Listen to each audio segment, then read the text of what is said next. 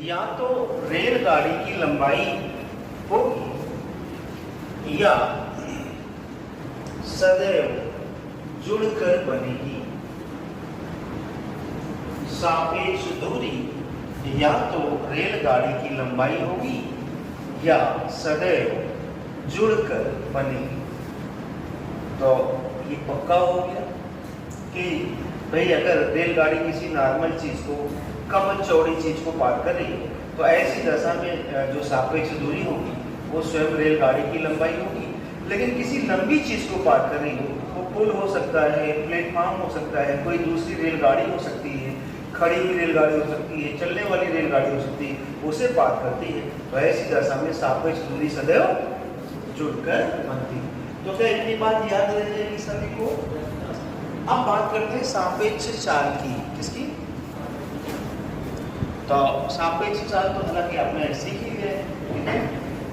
लेकिन सापेक्ष चाल के बारे में आपने सीखा है कि सापेक्ष चाल तभी होगी अगर रेलगाड़ी किसी स्थिर चीज को, किसी खंभे को पार करेगी तो खंभा तो नहीं चल रहेगा, रेलगाड़ी अपनी ही चाल से खंभे को क्या करेगी?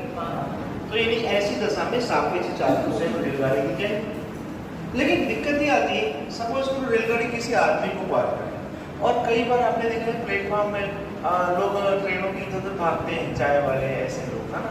तो अगर रेलगाड़ी किसी चलने वाले या चलायमान चीज को पार कर रही है तो फिर दिशा का फैक्टर पड़ेगा। क्या पड़ेगा? आपने सीख रखा है कि एक ही दिशा में चालें क्या आती है और विपरीत दिशा में चालें क्या आती है। तो अगर किसी आदमी को पार करे और आदमी रेलगाड़ी की दिशा में भाग रहा है तो भाई चालें घट कर रहे हैं। अगर रेलगाड़ी किसी आदमी को पार कर रही है और आदमी जो है रेलगाड़ी के विपरीत भाग रहा है तो फिर ऐसी दशा में चाल क्या होगी? जुड़ जाएगी। क्योंकि आपको सिखाया गया विपरीत दिशा में पार करने का जो प्रोसेस होता है वो जुड़ी हुई चालों द्वारा होता है और एक ही दिशा में पार करने का प्रोसेस। तो ये सापेक्ष चाल, ये वही पुरानी बात है, क्या है कि एक ही दिशा में गतियां होंगी तो घटकर सापेक्ष चाल बनेगी और विपरीत दिशा में गतियां होंगी तो जुड़कर बनेगी। यहाँ पर कोई नई बात नहीं। तीसरी बात हम देखते हैं सापेक्ष समय को, ठीक है?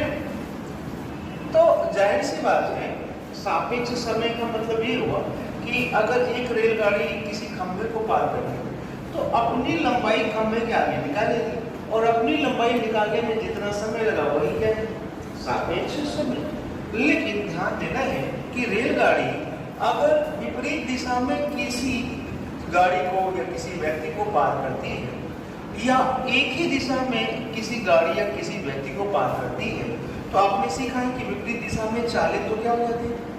जुड़ जाती है और एक ही दिशा में चालें क्या होती है? घट जाती है। तो जब चाल ज्यादा होती है तो समय का कम लगता है, क्या लगता है? और जब चाल सापेक्ष चाल कम होती है तो समय क्या लगता है? तो इस बात का आपको थोड़ा सा अंदाजा रहना चाहिए कि जब विपरीत दिशा में पार करने का प्रोसेस होता है तो समय क्या लगता है? कम। क्या लगता है? क्योंकि चाल क्या होती है? ज्यादा। हेलो, एक 40 साल से 50 साल से गाड़ियां जा रही तो पार करने का प्रोसेस तो किस साल से हो रहा है? 90 साल से। तो थोड़ी देर बाद वो पार कर जाए।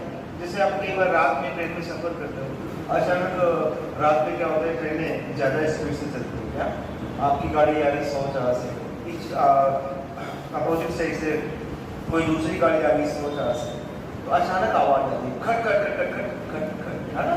तो 1-2 मिनट में गाड़ियां क्या करती है?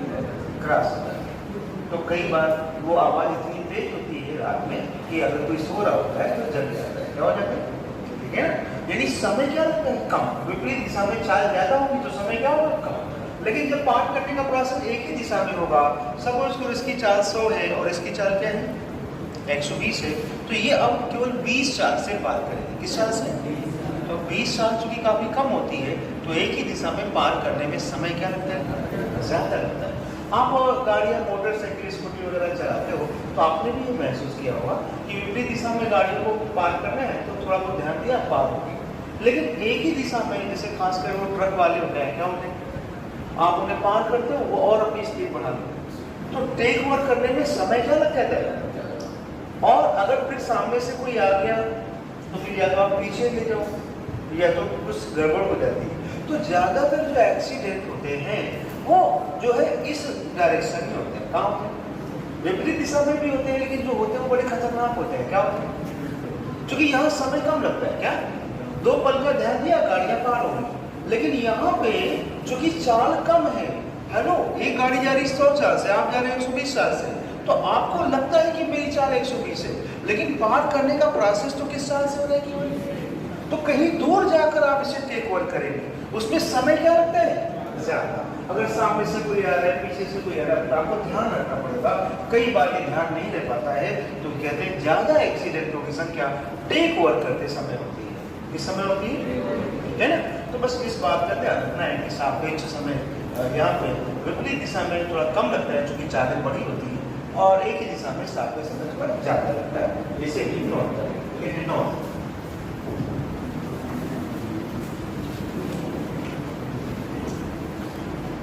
विपरीत दिशा में सापेक्ष चालें